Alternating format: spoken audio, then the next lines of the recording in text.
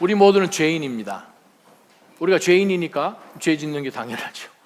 구속은 받았고 구원은 받았지만 아직까지 우리는 sinning 크리스천으로 살아가고 있습니다.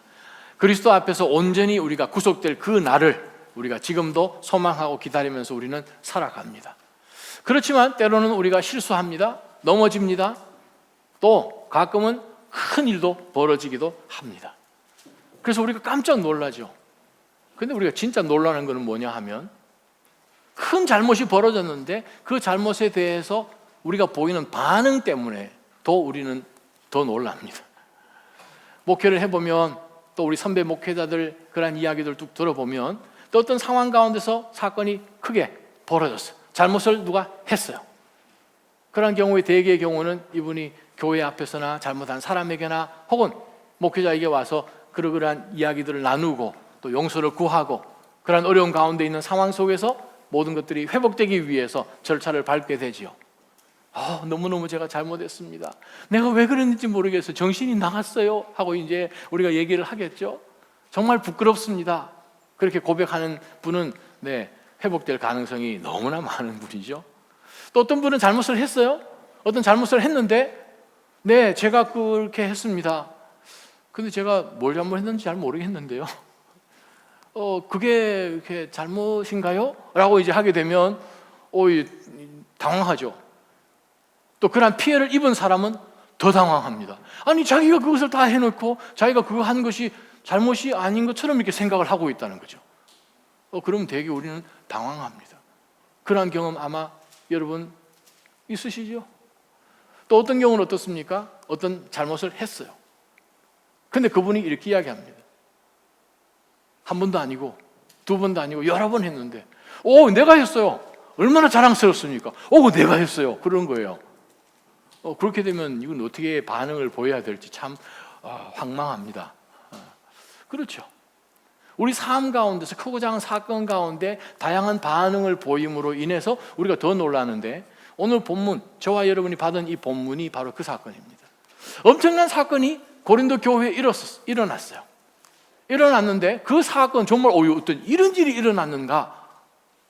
근데 더 놀라운 것은 바울 사도가 더 놀란 것은 교회 성도들이 온 교우들이 이러한 사건에 대해서 보인 반응 때문에 바울 사도가 더 놀란 거예요. 그래서 그들에게 보인 이 편지의 오늘 말씀이 고린도전서 5장 말씀입니다. 계속해서 우리가 고린도전서를 우리가 묵상을 하고 있는데 5장 1절에 보니까 이 고린도 교회에 무슨 사건이 벌어졌는가? 큰 스캔들이 일어난 거예요. 심지어 여러분 가운데 우리가 4장 21절까지 나온 내용들은 고린도 교회, 바울 사도가 2차 전도 여행 가는 가운데 교회를 개척했고 1년 반 동안 그들과 함께 머물러 있었고 그들을 목양하고 가르치고 그 다음에 아볼로가 와서 그들을 잘 목양했던 바로 그 교회. 근데 2차 전도 여행이 지나고 난 다음에 들리는 소문이 좋지가 않은 거예요. 크고 작은 사건들이 얼마나 많은지 고린도 교회가. 그래서 편지를 하나 보냈죠. 편지를 보낸 그 편지가 소실이 되고 바로 그 내용이 9절에 나온 내 편지는 여러분에게 이렇게 하지 말라고 썼는데 라는 그 편지는 소실이 되고 없고, 그리고 3차 전도 여행 마지막 부분에서 바울 사도가 고린도 전서를 쓴 것이 저와 여러분이 오늘 본 말씀이지요. 무슨 사건이 벌어졌는가? 그 교회에 음행하는 일이 벌어졌다는 거예요. 여러분 가운데 아주 성적으로 부도덕한 그런 타락한 현상들이 교회 안에, 이 온 세상의 거룩을 책임져야 하는 그 교회 안에 그 사건이 벌어졌는데, 심지어 어느 것까지 있는가 하면 누가 자기 아버지의 아내, 아버지 아내는 누구시죠? 어머니시요? 아버지 아내, 새엄마인겠죠. 그리고 오늘 본문에 보니까 그 어머니의 언급이 없는 것을 보면 아마 안 믿는 사람이었던 것 같습니다. 근데 이 교회에 속해 있는 멤버 중에 한 사람이 자기 아버지의 어머니, 아버지의 그 아내, 즉 새어머니와 지금 관계를 갖고 동거하고 사는 거예요. 아마 아버지와 이혼을 했는지도 모르겠어요. 아마 그랬겠죠. 그러면서 바울 사도가 이야기합니다. 아니, 이러한 음행은 이방 사람들에게도 없는 건데 어떻게 고린도 교회 안에 있습니까? 아주 엄청난 사건을 바울 사도가 접합니다. 어떻게 교회 안에 음행이 있을 수 있습니까? 포르네이아, pornography. 우리가 보통 포르노라고 이야기하는 단어가 바로 음행이라는 단어, 헬라 원어죠. 그들 가운데서 아주 엄청난 성적 부도덕이 교회 안에 지금 있는 거예요. 어느 정도까지인가? 지금 레위기 18장을 보게 되면 구약 성경에 의거할 때에 아버지의 아내, 즉 어머니를 범하는 그것은 성경에는 돌로 쳐서 죽이는 capital punishment예요. 이건 사형에 처하는 거죠. 자, 근데 성경은 이러한 엄청난, 이건 생각도 할 수 없는 그 일이 교회 안의 멤버가 지금 그것을 상당한 기간 동안에 하고 있는 것을 바울 사도가 듣고 지금 편지를 쓴 내용이에요. 로마는 거룩하고 상관이 없는 문화죠. 로마 문화. 얼마나 부도덕했습니까? 그 당시 고린도라고 이야기하면 고린도로 가다라는 그 헬라 원어는 홍등가로 가다라는 뜻입니다. 고린도로 간다, 그 뜻 자체가. 그러면 그 엄청난 정말 말도 안 되는 타락한 그 도시인 고린도에 서 있는 교회가 거룩을 책임져야 하는데 고린도에도 일어나지 않는 그 일이 교회 안에 있던 거예요. 네로 황제의 스승인 키케로뿐만 아니라 로마 법으로는 거룩하고 전혀 상관이 없는 세속적인 법으로도 새어머니와의 그러한 관계는 엄격하게 법으로 금지되어 있어요. 로마 법도. 근데 교회 안에서 그거 일어나고 있는 거예요. 왜 그런 일들이 일어났는가? 2절 한번 보시기 바랍니다. 바로 그러한 사건 가운데서 저들이 보여지는 반응이 이렇습니다. 그런데도 여러분은 자만합니까? 자랑합니까? 그들이 왜 자랑했을까요? 우리는 통이 좀 큽니다. 우리는 얼마든지 그런 것도 포용할 수 있어요. 우리 얼마나 괜찮은 사람들입니까? 그 정도는 우리가 덮어줄 수 있어요. 굉장히 멋있어 보이죠? 진리는 dilute 될 수가 없죠. 진짜 absolute한 그러한 진리는 절대로 희석될 수 없는 거예요. 그들이 정말 이 안타까운 그 사건, 이 상황을 보면서 바울 사도는 어떻게, 여러분은 오히려 첫째 슬퍼하고, 둘째 마음 아파하고, 셋째 그 사람을 내어 쫓아서 거룩한 성회, 교회를 보존을 해야 되는 그 일은 하지 않고 어떻게 그것을 품으면서 우리는 이 정도입니다. 얼마나 괜찮은 사람들이에요. 실상은 그 사람을 돌아보지 않고 자기 자신을 높이는 데에만 초점을 두었는가? 그것을 바울 사도가 지금 지적하고 있죠. 저희가 살고 있는 보스턴도 그렇게 차이는 나지 않습니다. 교회마다 앞부분에 가면 우리는 이러한 종류의 사람, 저러한 종류, 모든 죄, It's okay, 다 오세요. 말씀은 되게 맞는 것 같은데, 긍정의 힘, 조엘 오스틴, 레리 킹 톡쇼에도 나왔고, 60 Minutes에도 나왔고, 예수 그리스도 외에도 천국 구원받을 수 있습니다. 그 교회 가게 되면 온갖 종류의 신앙을 가진 사람이 모여가지고 그냥 복만 받으면 되는 거 아니냐 해가지고 어떻게 돌아가는지 예배를 그렇게 지금도 드리고 있죠. 보스턴 지역에 무지개 깃발 꽂아놓고 우리 다 포용합니다. 다 포용합니다. 그리고 본인도, 목회자 본인도 그냥 동성애로 빠져서 하나님 앞에 음행을 지금 하고 있는 그러한 것들을 사실 우리가 많이 보죠. 저는 확실하게 믿는 것은, 저는 성경이 하나님의 완벽한 절대적인 진리인 것을 믿습니다. 세상 사람 뭐라 그러더라도 성경에서 말씀하실 때 그것은 죄라라고 하시면 죄인 줄 알고 저는 따라갑니다. 나자진 교회도 그런 줄 알고 있습니다. 근데 이 고린도 교회는 so what? 이라고 이야기하면서 우리는 그 사람들 얼마든지 포용하고 괜찮요. 성도면 구원받았는데 자기 하고 싶은 일 다 할 수 있지 라고 생각하면서 고린도 교회가 흘러가고 있는 것을 지금 본 것입니다. 자, 만약 여러분 가운데 아침에 탁 일어났더니 어제하고 몸이 좀 틀리다 느끼신 분 계신가요? 어떤 분이 그러시더라고요. 목사님 1년이 다릅니다. 저도 몸이 달라졌더라고요. 제가 어제 사고를 쳤습니다. 사고 친 거는 이제 설교 준비 열심히 하고 이제 한 시간 정도 좀 산책을 해야 되겠다. 산책보다도 땀을 한번 쫙 내고 다시 와야겠다 생각을 하고 자전거에 올라탔습니다. 자전거에 탔는데 동네를 이제 돌면서 이제 속도를 조금 냈죠. 좀 냈는데 그 커브를 돌면서 좀 속도를 안 죽였죠. 근데 이제 저는 이제 자전거를 마운틴 바이크가 있고 로드 바이크가 있죠. 마운틴 바이크는 타이어 옆에 트레드가 있어서 각도가 많이 누워져도 밀리지는 않죠. 근데 그걸 쫙 깜빡하고 로드 바이크에서 좀 속도를 해서 옆으로 돌렸는데 그냥 그대로 쫙 밀려가더라고요. 그래서 제가 지금 오른팔을 지금 잘 못 써요. 전부 다 지금 칭칭 감아놨어 지금. 몸이 예전 몸이 아닌 거예요. 그리고 이제 집에 왔더니 아내가 저보고 딱 하는 말, 당신 미쳤구나. 자, 만약에 우리가 아침에 일어났어요. 일어났는데 몸이 좀 이상해요. 없던 느낌과 없던 아픔이 있어요. 주변에 친구들한테 물어보니까 야, 그거 좀 이상하다. 병원 가봐. 병원에 가셨어요? 의사가 보면서 MRI하고 CT 아직 찍지는 않았지만 진단해보면서 촉진을 해보면서 그거 이상합니다. 그때 만약에 여러분이 의사 선생님, 저는 원래 어려서부터 아픈 걸 잘 참았어요. 손가락 찔려도 제가 절대 운 적이 없었고요. 한번 보세요. 제가 다음번 어포인트먼트 할 때까지 얼마나 잘 참고 오는지. 이 아픈 거 제가 꼭 참고 올게요 하는 분 계시면 그분 진짜 병원 가셔야 됩니다. 그분 이상한 거죠? 지금 그거예요. 지금 교회 공동체 안에서 지금 엄청난 사건이 벌어지고 세상에도 하지 않는 그런 엄청난 성적인 부도덕이 들어왔음에도 불구하고 이야기합니다. 우리는 괜찮습니다. 바울사도 이야기합니다. 그거는 아니죠. 3절 말씀입니다. 내가 비록 몸으로는 떠나 있으나 영으로는 여러분과 함께 있어 내가 마치 여러분과 함께 있는 것 같이 그런 짓을 행한 사람을 이미 심판했습니다 라고 바울사도가 이 사건이 얼마나 하나님 앞에서 크고 두려운 것인지를 설명하고 있죠.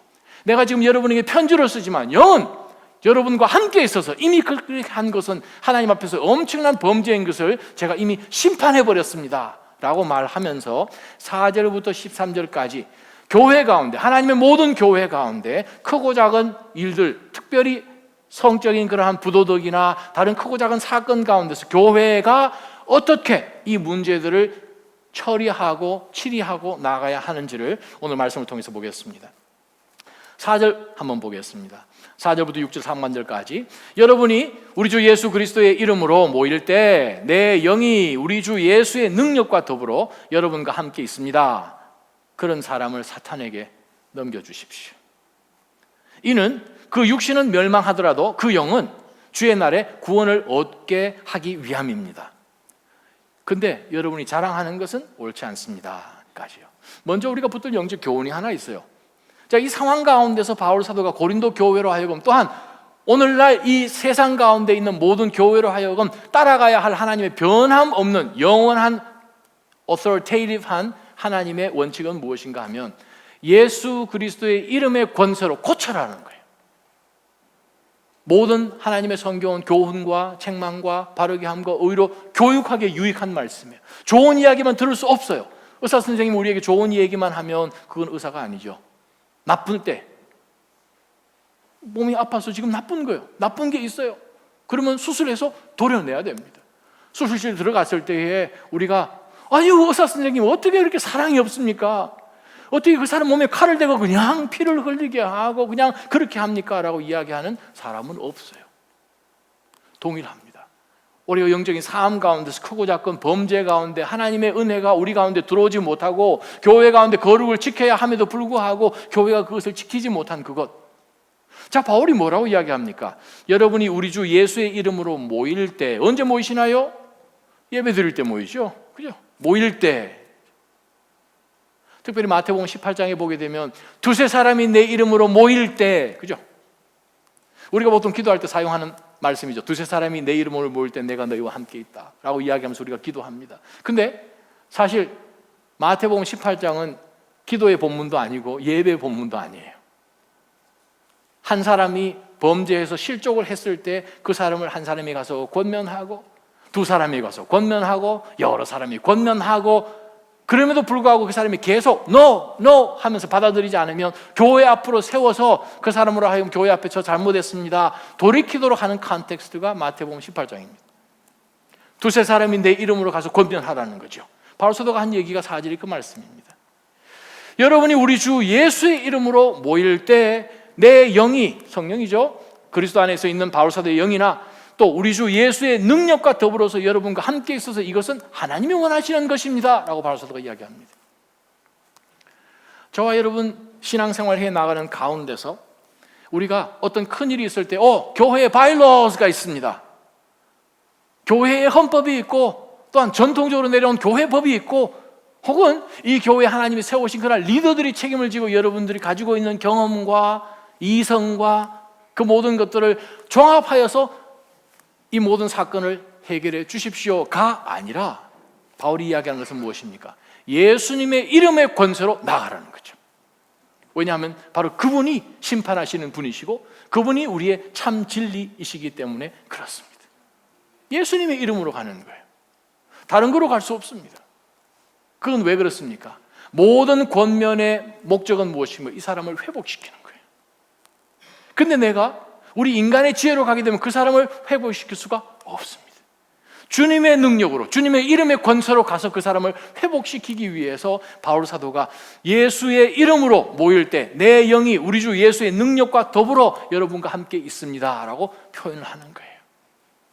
사랑하는 나자님 성도 여러분, 바울 사도가 지금 5절에서 우리에게 제일 첫 번째 세 단계로 우리에게 주는데 제일 첫 번째 뭐냐면 사단에게 넘겨주라라고 이야기합니다. 이거 굉장한 말이죠. 사단에게 넘겨주라. 지금 교회 공동체 가운데서 계속해서 지금 썩어져 가고 있는 그 부분을 도려 차라리 내라. 사단에게 그냥 던져줘라. 사단에게 그냥 놓아주라. 즉 교회의 보호막을 벗어나서 excommunicate 시켜서 출교를 시켜서 그냥 내보내버려라. 참 요즘은 보기 힘든 그런 굉장한 무게의 단어입니다. 어쨌든 우리는 좀 품고 가기를 원하고 좀 그냥 이건 괜찮요 하고 그냥 덮으면서 가려고 하는 그것은 우리가 많이 보는데 정말 우리가 하나님 앞에서 무서워요, 말씀 앞에 무서워요 하는 가운데서 그냥 excommunicate 시켜주는 것은 참 드뭅니다. 근데 하나님은 그렇게 말씀을 하시네요. 그러면 어떤 일이 벌어집니까? 교회 보호막 안에 있을 때는 그리스도의 몸 안에 지체로 우리가 있기 때문에 하나님의 보호를 받죠. 근데 거기서 떨어져 나와서 excommunicate 시켜버리면 하나님의 보호를 교회 안에 있는 것과 다르게 받지를 못합니다. 사탄은 교회 안에 있는 가운데 공동체로 서로 엮여져서 기도로 권면하며 서로 함께 나아가는 그 가운데서는 굉장한 유니티가 있는데 떨어져 나오는 가운데서 사탄에게 완전히 릴리즈된 가운데서는 사탄은 엄청나게 그 사람을 공격을 하겠지요. 교회 안에 있음으로 하나님께서 NO라고 사탄에게 하신 그것을 그 사람이 교회 가운데서 바깥에 떨어져 나올 때는 하나님이 사탄에게 공격을 할 수 있도록 허락하실지도 모릅니다. 그래서 두 번째가 무엇입니까? 그 육신이 멸망한다는 거예요. 이거 무서운 말씀이에요. 육신은 죽는 거예요. 하나님께서 목숨을 그냥 가져가실 수도 있다는 거죠. 고린도전서 11장에 보게 되면 성찬에 대한 내용이 나오죠. 우리가 우리의 죄를 하나님 앞에 고백하고 우리 삶 가운데 하나님이 기뻐하지 않는 것들을 다 제거하고 정말 두려운 마음으로 예수 그리스도의 몸, 피 상징되는 빵과 잔을 받아야 되는데 그렇게 받지 않으면 나의 죄를 먹고 마신다는 거죠. 매달 첫째 주일날 하는 성찬, 유크리스트, 홀리 커뮤니언, 그것을 쉽게 생각하는 것으로 인하여 죄를 먹고 죄를 마시고 매달 그렇게 반복을 하고 그 당시 같으면 매주일 성찬이 있었으니까 그랬더니 어떻게 됩니까? 바울 사도가 이야기하죠. 여러분 교회 가운데 성도들 가운데 일찍 죽은 사람이 있지 않습니까? 병들어서 지금 있는 사람이 있지 않습니까? 그 이유가 거기 있습니다 라고 지금 분명히 이야기하죠. 초대교회 사도행전 5장에 무슨 사건이 벌어집니까? 하나님 앞에 헌금을 가지고 아나니아와 삽비라도 그 교회의 멤버였습니다. 그러한 가운데서 그가 하나님 앞에 거짓말하고 거짓 영이 그들 가운데 들어오고 교회 가운데 처음으로 세워진 하나님의 그 초대교회가 거룩하게 세워져 나가야 하는데 얼마든지 사탄의 영이 들어와서 활개칠 수 없도록 하나님 어떻게 하셨습니까? 그냥 데려가셨습니다. 그러면서 사도 바울이 이야기하는 것은 육신은 멸망하더라도 문제는 무엇입니까? 그 영은 주의 날에 구원을 얻게 하기 위함이라는 거죠. 여기서 말씀은 그 사람이 만약에 예수 그리스도를 구세주로 정말 영접을 했더라면 육신 가운데서 사는 이 세상 가운데서 죽어도 영은 구원을 받습니다. 그러나 더 중요한 것은 무엇인가? 여러 믿음의 성도들이 함께 있는 믿음의 공동체의 거룩을 잃어버리지 말라 그 말이죠. 사랑하는 나자림 성도 여러분, 나자림 교회, 고린도 교회하고 비교할 때 어떨 것 같으세요? 우리는 정말 by all means 어떠한 수단을 통하여서라도 바로 이 교회의 거룩함을 항상 지켜나가야 돼요. 세상 사람들이 봅니다. 기독교, 요즘 이야기하죠. 기독교가 무슨 도교라고 그러죠? 개도교라고 그러잖아요. 개도교. 어째 이런 종교가 없다는 거예요. 엔타이. 그런데 재미난 것은 안 믿는 사람들임에도 불구하고 교회에 대한 어떠한 기대치는 있어요. 세상은 정말 요즘 얼마나 살인사건도 일어나고 엄청나게 이런데 교회는 그러면 안 된다 그렇게 이야기하는, 자기네들 뭘 한다고. 근데 안 믿는 사람들은 교회에 대한 어떠한 기대치가 있죠. 그래도 교회는 그렇습니다. 하나님께서 교회를 보실 때, 하나님이 저와 여러분의 삶을 보실 때 무엇을 통해서 가장 하나님이 영광 받으실 것 같으세요? 아마 여러 가지 방법들, 여러 가지 모습들이 있겠지만 저는 이렇게 생각합니다. 여러분을 안 믿는 사람, 주변에 있는 사람들이 여러분을 보실 때 내가 하나님은 모르지만 내 예수님 내가 잘 알지 못하지만 정말 당신을 통해서 진짜 하나님 계신 것 같아. 당신을 보니까 진짜 예수님이 살아계셔서 역사하시는 것 같아 라는 고백을 하도록 여러분이 그렇게 사는 것을 하나님이 보실 때 가장 기뻐하지 않으실까요? 그것이 우리를 구원하신 하나님의 구원의 목적입니다. 우리를 어둠에서부터 빛으로 인도해내신 그분을 선전하는 것이 저와 여러분의 구원의 목적이기 때문에 우리의 삶 가운데 거룩이 세상의 거룩과 비슷하게 된다면 우리는 우리의 distinctiveness, 교회의 유일성, 독특한 그것을 맛을 잃어버릴 수밖에 없겠죠. 예수님도 마태복음에 말씀하시지 않습니까? 너희는 세상의 무엇이다? 빛이다. 또 너희는 세상의 소금이다. 맛을 잃을 수가 없는 거죠.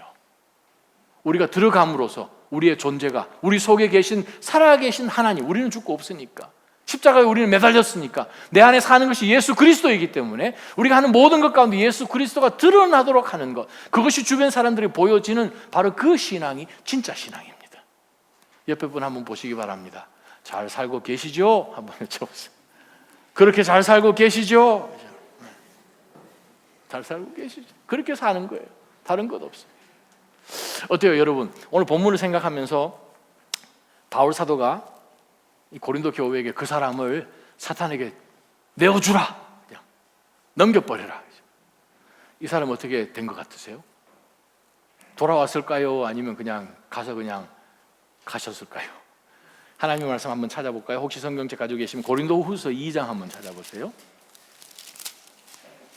고린도후서 2장 5절부터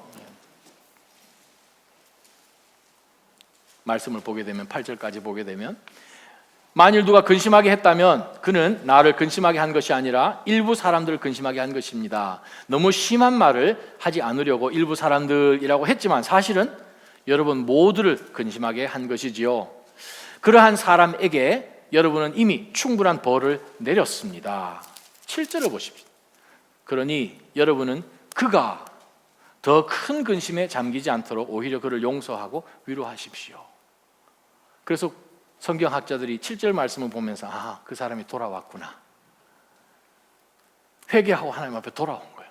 그랬더니 바울 사도가 이야기한 것이 무엇입니까? 그들을 용서하고 위로하고 8절에 사랑하고 권면하는 거죠. 그래요. 우리가 교회 가운데서 큰 죄를 짓고 계속해서 그 죄 가운데 머물러 있기를 원하는 사람, 죽어도 나는 이렇게 살겠다, 세상에서도 그렇게 살지 않고 말씀은 더더욱 노라고 이야기하는 분명한 말씀 앞에 자신이 계속 죄 가운데 거하겠다 할 경우 교회에서는 어떻게 합니까? 자기가 회개를 하지 않으면 어떻게 합니까? 그래요. 교회에서는 출교시키는 거죠. 사단에게 그냥 오케이, you do whatever you want. 그러한 가운데 내보내면 그 다음에는 하나님이 개입, 더 직접적으로 하신다라는 말씀을 합니다. 근데 바로 이 시점 가운데서 우리가 기억해야 될 것이 있습니다. 방금 보았던 고린도후서 2장 말씀처럼 우리 주변에 믿음 가운데 살다가 죄 가운데 빠져서 그냥 쓰러져 있고 실족하고 그냥 계속 죄 안에 머물러 있는 그 사람을 볼 때 우리 나머지 성도님들은 어떻게 해야 될까요? 이 사람을 계속 입으로 쪼아야 되나요? 이 보수론에 살면 하늘에 흰색의 그 새가 하나 자주 날아다니죠. 갈매기. 멋있어 보이잖아요. 끼룩끼룩. 저 갈매기. 이 갈매기가 되게 못된 새죠. 아시죠? 아주 못된 새요. 어떤 새가 물고기 하나 잡아가지고 먹으려고 그러면 자기보다 이게 좀 약해 보이면 이 갈매기는 그냥 그 살을 파고더라도 그 물고기를 뺏어가려고 하는 유일한 새래요. 멋있어 보이지만 그게 아주 아닌 거예요. 저와 여러분이 갈매기가 되지 않기를 바랍니다. 쫓는 게 아니에요. 그래 너 한번 해가지고 그냥 옆에서 다 쪼아먹는 그것이 아니라 우리는 덮어주고 위로하고, 그러나 잘못된 것은 엄격하게 꾸짖고 하나님 앞에서 훈계하고 그로 하여금 빨리 회복될 수 있도록 데리고 오는 그것이 저와 여러분이 하셔야 되는 일이지요.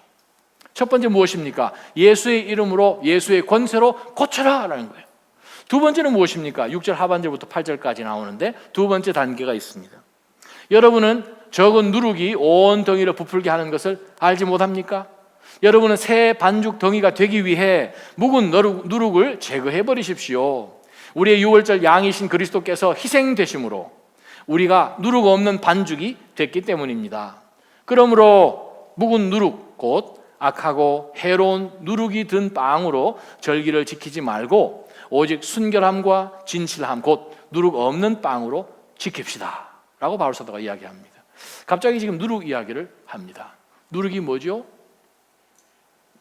베이킹 파우더 같은 거, 이스트, 그죠? 빵을 이렇게 반죽할 때에 부풀어 오르도록, 그래서 부드럽게 만들어주고, 빵을 만들 때 썼죠. 그 당시로 같으면 이 반죽을 해서 누룩을 섞어서 놔두면 그것이 이렇게 부풀어 올라서 이렇게 거품도 나오고 이렇게 해서 부들부들해지죠. 그래서 빵을 굽기 전에 반죽되어 있던 부풀어 올랐던 한쪽을 이렇게 떼서 그릇에 놔두죠. 그리고 이것 빵을 구워서 먹습니다. 다음번에 빵을 구울 때 어떻게 합니까? 반죽하기 전에 떼다 놓았던 이 조그만 반죽을 물에다가 다 섞어서 희석시켜서 그 물을 가지고 반죽을 하죠. 그러면 바로 그 퍼멘트 되어 있는 그 발효된 그것이 빵 전체로 퍼져가지고 그 물로 반죽을 해서 놔두면 그것이 또다시 부풀어 오르죠. 성경에 누룩이란 표현이 나올 때에 신약의 딱 한 군데를 제외하고는 전부 다 부정적인 표현이에요. 누룩은 무엇을 뜻하는가? 인플루언스예요. 영향력을 뜻합니다. 자, 누룩이 유대인들에게 가장 처음으로 가장 심각하게 받아들여졌던 사건이 있습니다. 그게 무슨 사건이에요? 출애굽기 12장에 나오는 출애굽 사건이에요. 유월절 사건이에요. 자, 유월절 사건 여러분 잠깐 생각해 보시면 제일 쉽습니다.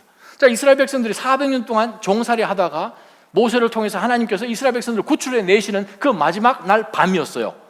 한밤중에 하나님이 그들을 끌어내시고 장자되는 혹은 모든 짐승의 첫 태생들을 죽이는 하나님의 죽음의 천사가 집집마다 나서 이 집을 넘어가면서 문설주에 피가 있는 것을 확인하고 있으면 넘어가고 없으면 그 집에 들어가서 장자를 죽였죠. 그 가운데서 이스라엘 백성들은 하나님이 지금 이끌어내시는 그 굉장한 엑소더스, 바로 그 출애굽을 기다리는 가운데 그들은 허리띠를 띄어야 됩니다.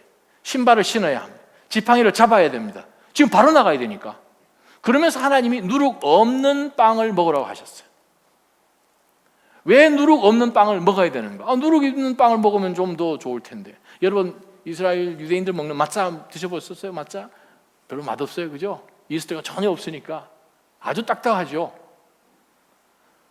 자, 지금 바로 떠나야 되는데 이 사람들이 빵이 부풀어 오르기를 기다리는 것은 무슨 뜻입니까? 나 하나님 순종 안 하겠습니다 이 말이죠. 하나님 말씀하십니다. 띠를 띄어라, 신발 신어라, 겉옷 입고 지팡이 들고 지금 나가자 하면 바로 1초 후에 튀어나갈 수 있도록 준비된 가운데서 하나님께서 과거로부터 이어져 나오는 그것이 지금 엑소더스, 출애굽으로 인하여 새롭게 출발한 여러분의 새 삶 가운데 영향을 미치지 못하도록 하라, 그 뜻입니다. 이집트에서, 애굽에서 400년 동안 종살이하면서 이 애굽의 모든 생활 습관들이 하나님께서 새 출발 너희들과 함께하는 그곳 가운데 발목을 잡지 못하도록 하라, 그 뜻입니다. 지금 빵이 부풀어 올라야 오븐에 들어가는데 나는 못 간다 그 말이죠. 너희들 먼저 가라. 나는 빵 먹고 가야 되겠으니까 지금 거기 안에 누룩 넣은 빵을 부풀어 오도록 먹겠다. 그것은 내 삶 가운데 옛 과거로부터 나온 모든 죄성을 다 가지고 애굽에서 살던 모든 생활 라이프 스타일을 가지고 나는 나가겠다. 그것도 조금 늦게 나가겠다. 그 의미가 누룩입니다. 그래서 바울 사도가 오늘 본문 가운데 이야기합니다. 여러분은 그리스도께서 희생되심으로 인하여 누룩 없는 새 반죽, 새로운 엔티티가 됐다는 거죠. 누구든지 그리스도 안에 있으면 새로운 피조물이 되는 거예요. 옛것은 다 지나갔는데 옛것을 뜨다가 와서 다 번지도록 만드는 그것은 하나님이 보실 때 절대 기뻐할 수 없는 것을 오늘 본문을 통해서 말씀하십니다. 번지지 않도록 해야 되는 거예요. 죄는 놔두면 그냥 자기가 알아서 자생하려고 그러다 사라지지 않습니다. 죄는 항상 옆에 있는 사람에게 영향력을 미칩니다. 애들 키워보셨잖아요. 애들 키워보면 좋은 것, 부모님 중에서 애기에게 자라나는 우리 아이들에게 나쁜 말 할 부모 어디 있겠어요? 항상 좋은 말만 하고 좋은 일만 시키는데 좋은 말만 좋은 일만 시키는데 그것만 안 하죠. 그죠? 참 희한해요, 아이들이. 근데 하지 말라 하는 거는 어디서 배워가지고 왔는지. 제가 오늘 일부 예배 드렸더니 앞에 앉으신 어느 집사님이 맞아요, 우리 애 이제 3살인데 어디서 그런 말 배워가지고 왔는지 모르겠다고. 그죠? 가르치도 않은 희한한 나쁜 것들은 제일 먼저 배워가지고 와요. 오늘 죄성이라는 거죠. 퍼지죠. 항상 죄는 그대로 놔두면 암처럼 번지게 되어 있습니다. 우리가 기억할 것이 있습니다. 예수님께서 겟세마네 동산에서 마지막 기도하는 그 장면을 여러분 생각 한번 해보십시오. 요한복음 17장에 나오죠. 아버지요, 내가 이 세상에 속하지 않은 것처럼 저들도 세상에 속해 있지 않습니다. 제자들 위해서 기도했어요. 저들을 거룩하게 하여 주옵소서. 무엇으로? 아버지의 말씀으로. 아버지의 말씀으로 저들을 구별하여 주십시오. 왜냐하면 아버지의 말씀이 진리니이다 라고 말씀하십니다. 17절에. 그 말은 무슨 뜻인가 하면 주님, 하나님, 제가 이 땅 가운데 하나님이 보내셔서 이 땅 가운데 하나님의 나라를 복음을 전했습니다. 제가 이 땅에 살지만 여기 속한 것이 아니고 하나님께 하나님 나라에 속했죠. 저들도 동일하죠. 믿는 믿음 가운데서 이 세상에 살지만 세상에 속한 사람이 아니라 하늘에 속한 사람들인데 이 세상에 살지만 이 세상에 속해 있지 않는 자들이니 구별해 주십시오. 저들을 구분해 주십시오. 분리되게 해 주십시오. 세상에 살지만 바다에 배가 떠 있습니다. 바다에 배가 있지만 그 배는 바다에 속한 것이 아니죠. 구별되어 있습니다. 마치 저와 여러분이 이 21세기 살아가는 느낌이 어떤가 하면 오염된 물, 주변에 온통 오염된 가운데 있는 섬 같은 곳에서 저와 여러분이 사는 거죠. 때로는 파도가 치고 하면 발이 젖을 수는 있을 거예요. 근데 풍덩하고 거기서 수영하러 들어가는 것과는 문제가 달라집니다. 우리가 이 땅 가운데 살지만 하나님의 말씀하십니다. 오염되지 않도록 살라는 거죠. 그 누룩의 의미가 무엇입니까? 오염되지 않도록 거룩을 유지하는 거예요. 유대인들이 오늘날도 그렇지만 유월절을 지키고 할 때에 하는 것이 있습니다. 옛날 구약에는 더 자주 나오지만 촛불을 켜지요. 불을 켜서 그 집에 있는 모든 누룩들을 다 찾아냅니다. 숨겨놓은 누룩, 혹시라도 누룩 조각 같은 것들이 떨어져 있을까 찬장이면 모든 것을 다 찾아서 그것을 내다 버립니다. 오늘 본문에 나와 있는 제거하다라는 이 말은 굉장히 강한 헬라어로 되어 있어요. 그냥 제거하다라는 표현도 되는데 거기 앞에다가 합성을 만들어 가지고 thoroughly get rid of 이렇게 표현을 합니다.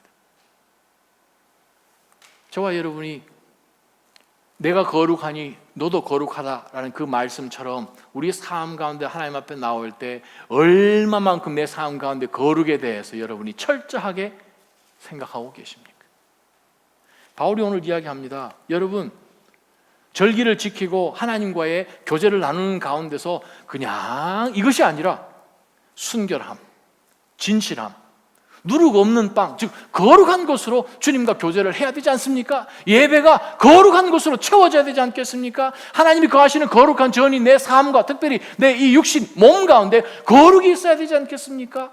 바로 그것을 바울 사도가 우리들에게 요구하는 거예요. 사랑하는 나자림 성도 여러분, 바로 이 믿음의 교회 안에서 저희가 개인의 삶이나 공동체의 삶 가운데서 어떤 순간 속에 어떤 영역 속에 죄가 들어오지 못하도록 누룩을 제거하기 위해서 우리는 무단히 기도하고 서로를 돕고 세워줘야 될 줄 믿습니다. 세 번째 말씀 한번 보세요. 세 번째 말씀은 9절부터 13절 말씀인데, 먼저 우리가 디도서 2장 1절 말씀을 한번 찾아보기를 원합니다. 디도서 2장 11절 말씀입니다. 11절에서 15절 말씀 함께 읽어보죠. 모든 사람에게 시작. 모든 사람에게 구원을 주시는 하나님의 은혜가 나타나 우리를 교훈하심으로 경건하지 않은 것과 세상의 정욕을 버리고 신중함과 의로움과 경건함 가운데 이 세상에서 살며 복된 소망과 위대하신 하나님과 우리 구주 예수 그리스도의 영광이 나타날 것을 기다리며 살도록 하셨습니다. 그리스도께서 우리를 위해 자기를 내주셨으니 이는 우리를 모든 불법에서 구속하시고 정결하게 하셔서 선한 일에 열심을 내는 자기 백성이 되게 하시려는 것이다. 그대는 모든 권위로 이것을 말하고 권면하며 책망해 그 누구도 그들을 무시하지 못하게 하라 라고 바울 사도가 디모데를 통하여서 바로 그 교회에 이 메시지를 주신 거예요. 정말 거룩을 우리가 지켜나가면서 우리 서로 삶 가운데 하나님이 왜 새 생명 주셨는지를 깨닫고 나아갈 필요가 있다는 거예요. 세 번째 메시지가 우리 9절부터 들어가는 것을 보게 되면 우리가 교회 가운데 적용을 해야 될 원칙이 있습니다. 그것은 무엇인가? 교회의 무질서를 세워자고 바로 잡는 그것은 교회 공동체의 책임이에요. 공동체의 책임이에요.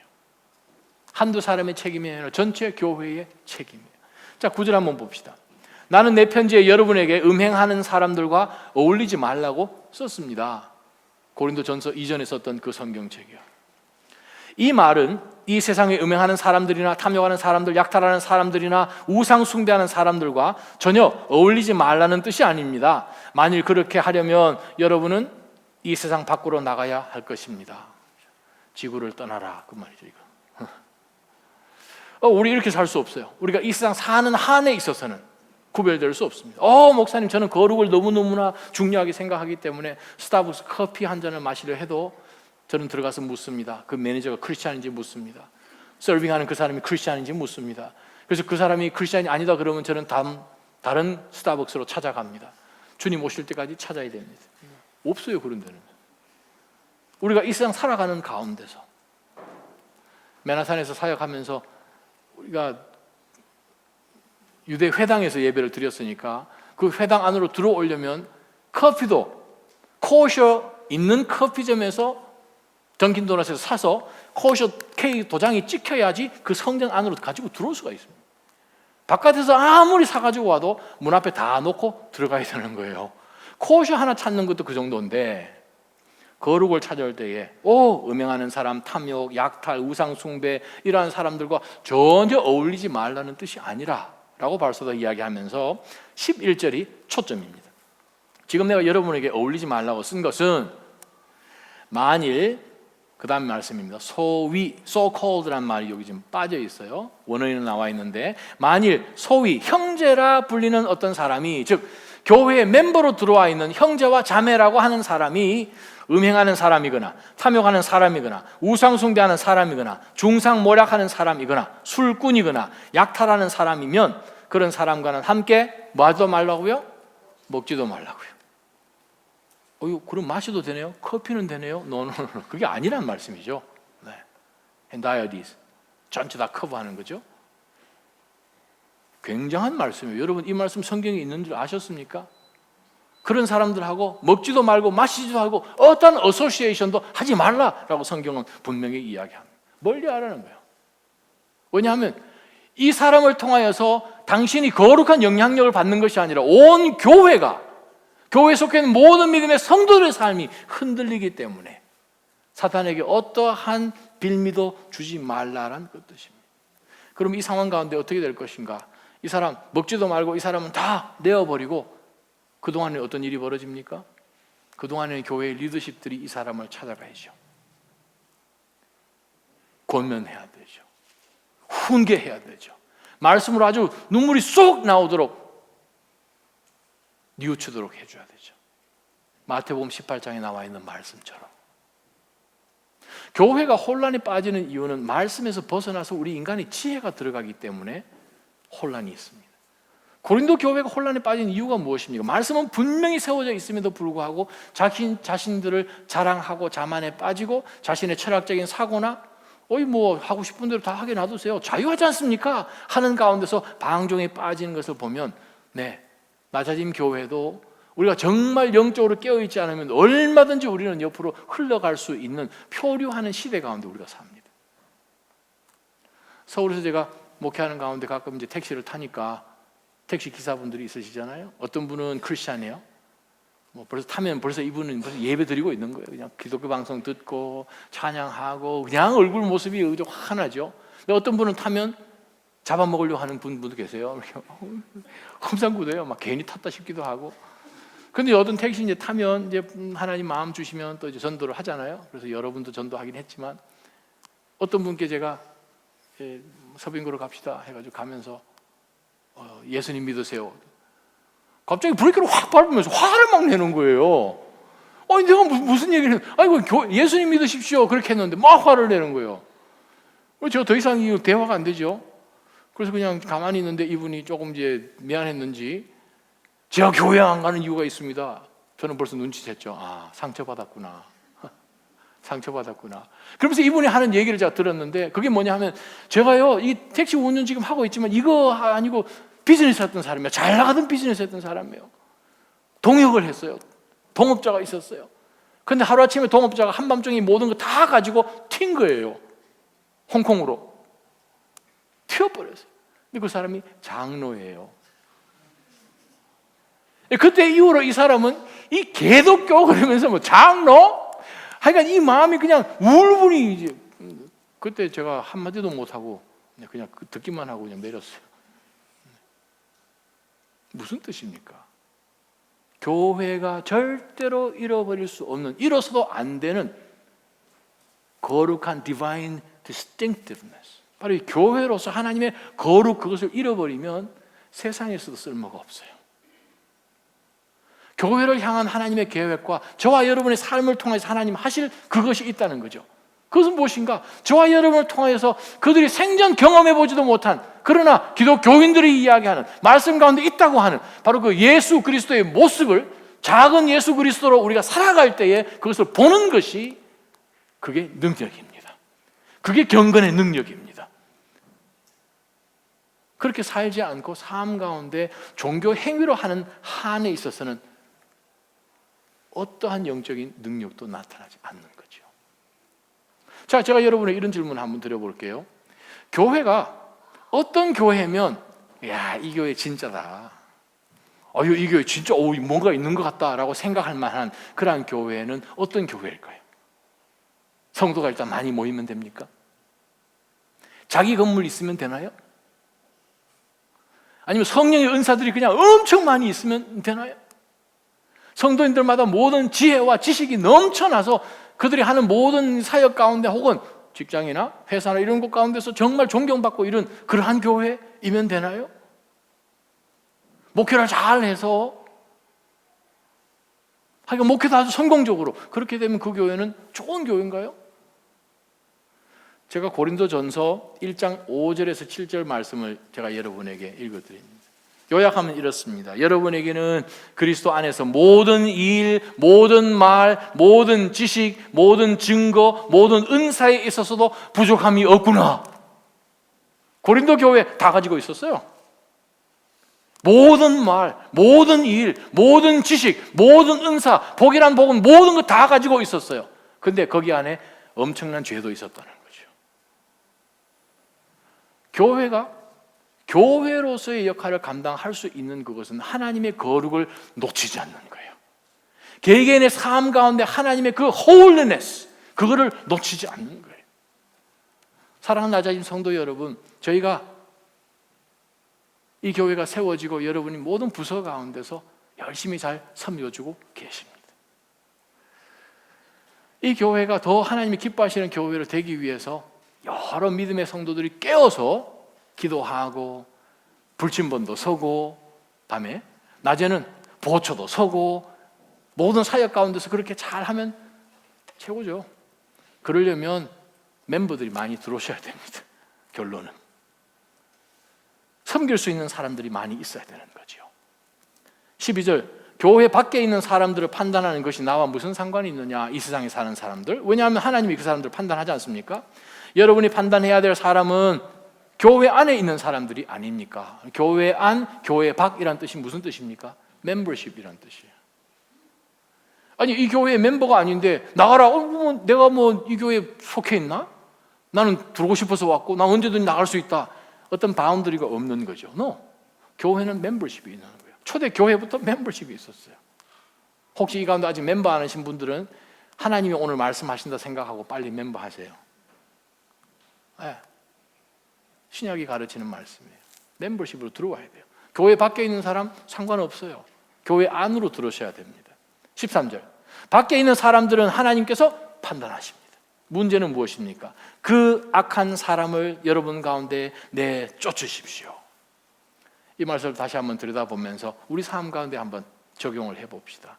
하나님, 낮아진 교회를 어떻게 하면 하나님이 그 거룩한 교회로 세워져 나가고 우리가 그 교회를 위해서 내가 할 수 있는 것이 무엇일까? 먼저는 내 속에 있는 누룩을 찾아야겠지요. 누룩을 다 제거해야겠지요.